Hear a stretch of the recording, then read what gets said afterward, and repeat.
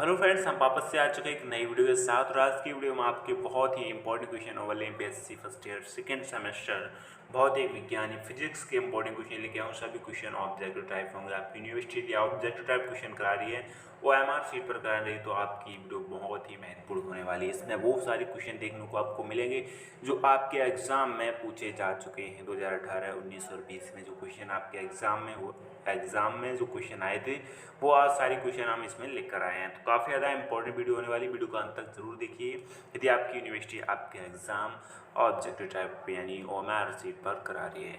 तो चलिए वीडियो को शुरू कर लेते हैं। यहाँ पे आपको पता ही होगा कि आपकी जो फिजिक्स है उसका नाम है, जो बुक है उसमें बहुत की अर्धचालक युक्तियाँ, thermal physics and semiconductor device. ठीक है, तो यहाँ पे आपकी ये बुक है, ठीक है, फिजिक्स सेकेंड सेमेस्टर की। और यहाँ पे चलते हैं हम आगे।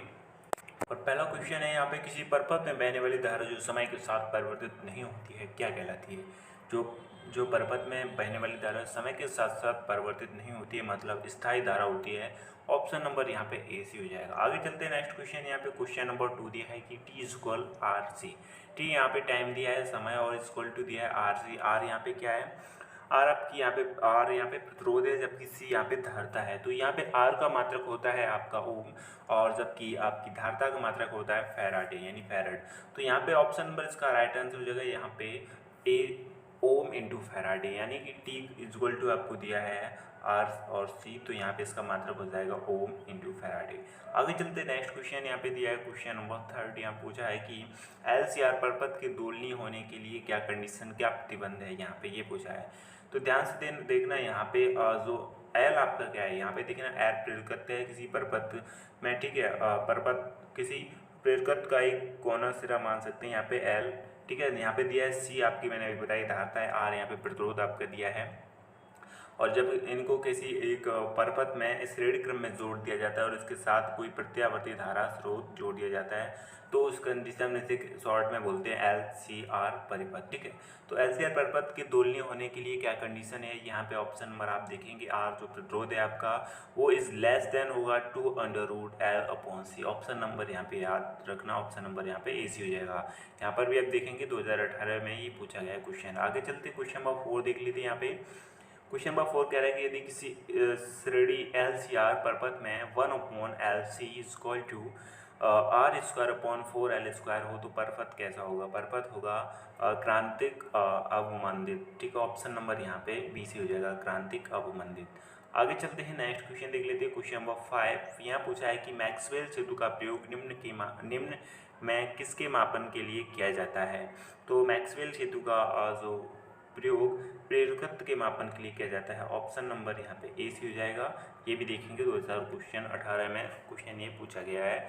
आगे चलते हैं क्वेश्चन नंबर 6 देख लेते हैं। यहाँ पे एल आर परिपथ का संबंध नियतांक होता है, तो L/R। ऑप्शन नंबर यहाँ पे आपका ए सी हो जाएगा L/R, ठीक है। नेक्स्ट क्वेश्चन यहाँ पे देख लेते हैं। एलसीआर परपथ के दोलन के लिए आवश्यक प्रतिबंध क्या है? तो वही सेम क्वेश्चन आ गया, अभी जो ऊपर था वहाँ पे मैंने आपको क्वेश्चन बढ़ाया था, सेम है। एलसीआर परपथ के दोलन के लिए आवश्यक प्रतिबंध वही आपका यहाँ पे से हो जाएगा, आपका R is less than 2√L/C। Option number यहाँ पे सी सी हो जाएगा। आगे चलते हैं क्वेश्चन नंबर 8 देख लेते हैं। यहाँ पे मैक्सवेल सेतु का प्रयोग निम्न की मापन में किया जाता है, मतलब प्रेरकत्व के मापन में इसका किया जाता है मैक्सवेल सेतु का प्रयोग। तो ये फिर से सेम क्वेश्चन आ गया, क्वेश्चन नंबर 5 की तरह है ये भी क्वेश्चन, ठीक है, कॉपी क्वेश्चन है यहाँ पे। आगे चलते हैं नेक्स्ट क्वेश्चन देख लेते हैं। यहाँ पे क्वेश्चन नंबर 9 यहाँ क्या पूछा है? एल आर परपथ में धारा के क्षय की दर निर्भर करती है। तो जो एल आर परपथ में है, धारा की क्षय की दर निर्भर करती है किसकी? तो क्वेश्चन नंबर 9 का राइट आंसर हो जाएगा यहाँ पे ऑप्शन नंबर सी, समय नियतांक पर। क्या? समय नियतांक पर। याद रखना ऑप्शन नंबर यहाँ पे सी सी हो जाएगा। अगला क्वेश्चन है यहाँ पे क्वेश्चन नंबर 10 एल आर परपथ का समय स्थिरांक व्यक्त किया जाता है, तो किससे व्यक्त किया जाता है? तो क्वेश्चन नंबर 10 का राइट आंसर हो जाएगा ऑप्शन नंबर ए, L/R, ठीक है। ये सारे क्वेश्चन आप देखते जाएंगे, 2018 में पूछे गए क्वेश्चन हैं। आगे चलते हैं, यहाँ पर भी आप देखेंगे सारे के सारे क्वेश्चन आपको देखने को मिलेंगे जो आपके एग्जाम में पूछे जा चुके हैं। तो इन्हें एक बार नोट डाउन जरूर कीजिए ताकि अच्छे से याद हो जाए, क्योंकि आपके एग्जाम में ऐसे क्वेश्चन आते रहते हैं। तो आपके एग्जाम में अगले एग्जाम में भी ऐसे क्वेश्चन आ सकते हैं, ठीक है। यहाँ पे नेक्स्ट क्वेश्चन देख लेते हैं। क्वेश्चन नंबर 11 पूछा है यहाँ पे आर सी की विमा क्या होगी? देखिए अभी मैंने इससे पहले क्वेश्चन पढ़ा था जिसमें आपको मैंने बताया था टी स्क्वायर दिया था, क्या दिया था? टी स्क्वायर दिया था आर इंटू सी। तो यहाँ पे क्या दिया था, आर आपकी प्रतिरोध है और सी यहाँ पे धारिता है। तो यहाँ पे पूछा है आर की विमा क्या होगी, तो टी इक्वल में इसकी जो विमा होगी वो टी इक्वल में दी है, इसके बराबर है। तो इसके मात्रक मैंने क्या बताया था आपको, इसका मात्रक था आपको मैंने बताया था ओम इंटू फैराडे। तो यहाँ से कोई विमा निकलेगी वो समय की तो इक्वल होगी यहाँ पे। तो यहाँ पे उन्होंने डायरेक्ट फार्मूला ना दे के उन्होंने सीधा समय ही रख दिया। तो ऑप्शन नंबर यहाँ पे ए सी हो जाएगा। ध्यान देखना, क्वेश्चन को घुमा के पूछ दिया जाता है। तो यहाँ पे आर सी की विमा क्या हो जाएगी, समय की इक्वल हो जाएगी या समय हो जाएगा। ऑप्शन नंबर यहाँ पे आपका जो आपका ए सी हो जाएगा। याद रखना, अभी जो मेरा फार्मूला ऊपर आया था वो क्या था, टी इक्वल दिया था, टी इक्वल दिया था आर इंटू सी। ठीक है, आगे चलते हैं, नेक्स्ट क्वेश्चन देख लेते हैं। यहाँ पे क्वेश्चन नंबर 12 यहाँ पूछा है प्रेरकत्व से संधारित्र के आवेश क्षय का समीकरण है। तो प्रेरकत्व से संधारित्र के आवेश का क्षय का समीकरण क्या हो जाएगा। देखो यहाँ पे Q स्क्वल Q नॉट या जीरो इसे कह सकते हैं, Q स्क्वल Q zero cos omega T. Option number यहाँ पे सी सी हो जाएगा। ठीक है, आगे चलते हैं क्वेश्चन नंबर 13 यहाँ पूछा है एक 10 बाई पाई म्यू एफ का संधारित्र 100/एम एच के प्रेरकत्व से डिस्चार्ज होता है, तो डिस्चार्ज आवृत्ति का मान कितना हो जाएगा। तो यहाँ पे क्वेश्चन नंबर राइट आंसर हो जाएगा ऑप्शन नंबर यहाँ पे ए से हो जाएगा, ऑप्शन नंबर ए। आगे चलते हैं, नेक्स्ट क्वेश्चन देख लेते हैं। यहाँ पे क्वेश्चन नंबर 14 यहाँ पे एल सी परपथ की स्वाभाविक आवृत्ति कैसी होगी, एल सी परपथ में स्वाभाविक आवृत्ति कैसी होगी। तो क्वेश्चन नंबर 14 का राइट आंसर यहाँ पे हो जाएगा ऑप्शन नंबर बी 1/2π√LC। ठीक है, आगे चलते हैं, क्वेश्चन नंबर 15 यहाँ पे देख लेते हैं। यहाँ पे दिया है कि एलआर परपथ में धारा वृद्धि का समीकरण क्या होगा। तो यहाँ पे देखेंगे क्वेश्चन नंबर 15 का राइट आंसर हो जाएगा option number B I=I0 e⁻⁻r/L into T. Option number यहाँ पे बी सी हो जाएगा। आगे चलते हुए क्वेश्चन नंबर यहाँ पे 16 देख लेते हैं। यहाँ पूछा एलआर परपथ में धारा क्षय की दर निर्भर करती है, तो किस पर, एल के मान पर या आर के मान पर या समय नियतांक के मान पर या इनमें से कोई नहीं। तो क्वेश्चन नंबर 16 का राइट आंसर हो जाएगा यहाँ पे option number C, option number यहाँ पे आपका सी सी हो जाएगा। आगे आ जाते क्वेश्चन नंबर 17 यहाँ पे देख लेते हैं कि भंडारण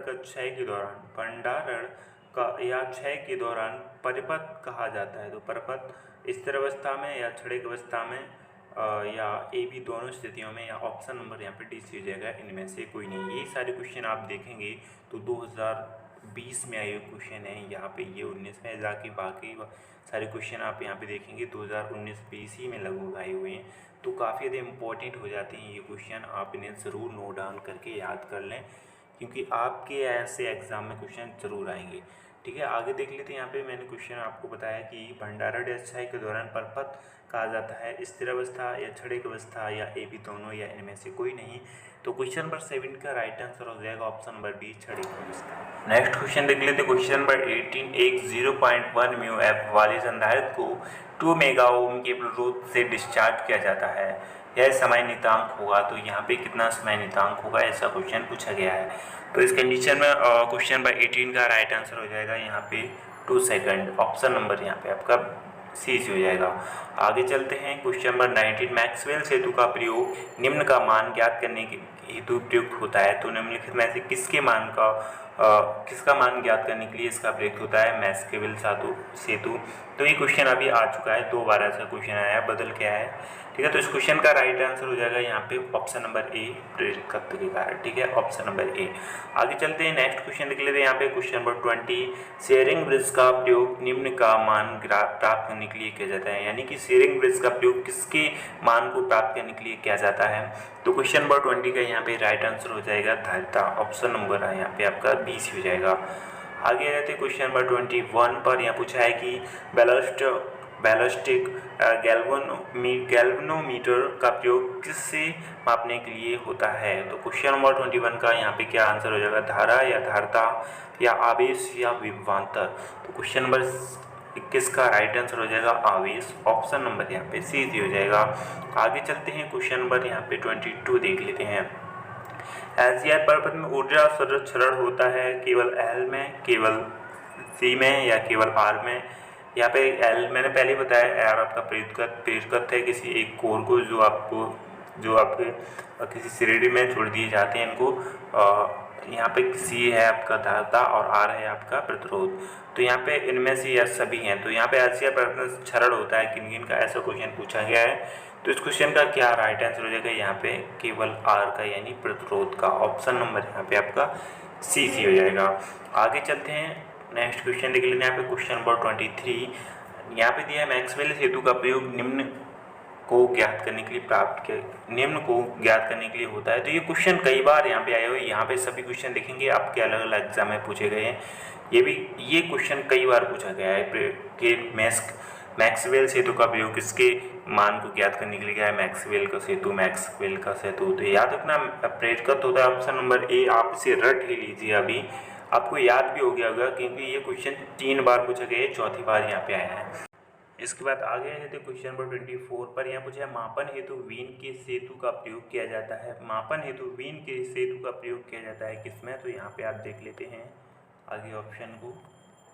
यहाँ पे ऑप्शन दिए हैं आपके हार्मोनिक विरूपण, प्रतिरोध के या आवृत्ति के, या इनमें से कोई नहीं। तो क्वेश्चन नंबर 24 का यहाँ पे राइट आंसर हो जाएगा ऑप्शन नंबर डी, इनमें से कोई नहीं। ऑप्शन यहाँ पे सभी गलत दिए गए हैं, ना तो प्रतिरोध के और ना ही हार्मोनिक विरूपण के, ना ही आवृत्ति के। आगे चलते हैं अंतिम क्वेश्चन पर। यहाँ पे क्वेश्चन 25 दिया है सरल विधा का प्रयोग मापने के लिए किया जाता है, यानी किसके मापने के लिए किया जाता है, तो कम प्रतिरोध या उच्च प्रतिरोध, या केवल प्रेरकत्व, या केवल धारता। तो क्वेश्चन नंबर यहाँ पे 25 का राइट आंसर हो जाएगा यहाँ पे उच्च प्रतिरोध को। तो यहाँ पे काफ़ी इंपॉर्टेंट क्वेश्चन थे, 25 क्वेश्चन थे आपके एग्जाम में आने के 100% चांसेस रखते हैं। तो उन क्वेश्चन को जरूर नोट डाउन करके याद कर लीजिए। अगर वीडियो पसंद आई तो वीडियो को लाइक कर दीजिए, चैनल पर नए हैं तो चैनल को सब्सक्राइब कर लीजिए। फिर मिलते हैं नेक्स्ट वीडियो में, तब तक के लिए नमस्कार।